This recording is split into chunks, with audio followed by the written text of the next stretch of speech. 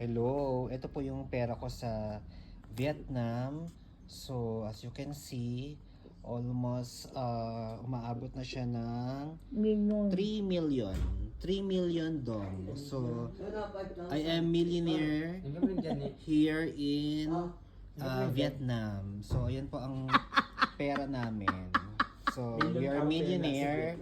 We are millionaire now here in Vietnam. So, almost 3 million dong ang aming pera dito.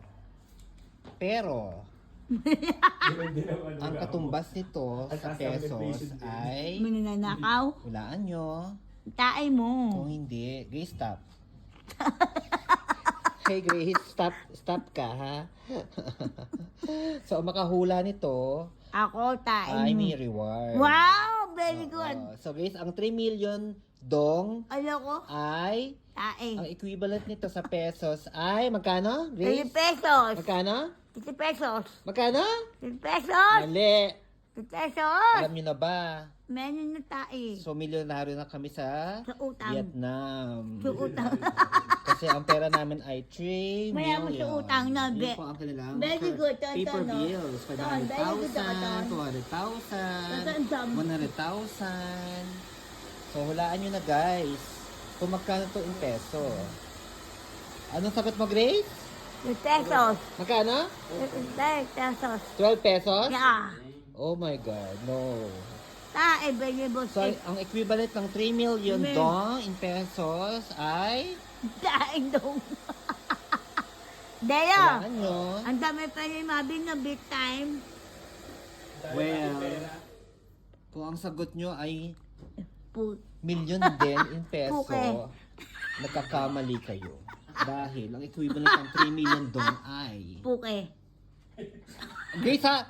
You're so bastos. Stop it. Okay? Ako po puke. So, equivalent ng 3 million dong ay... Tite. Grace, grabe! Stop it! Stop it! Naka-live ka? Naka-live ka, Day? No. So, ang halaga ng 3 million dong in peso ay... Ang tite. Stop! No. Puta. Sweet ka na ton. So, ay... Ang tite. Stop! Sabi mo, ang tite. Kaya, Ang 3 million dong ay... tite.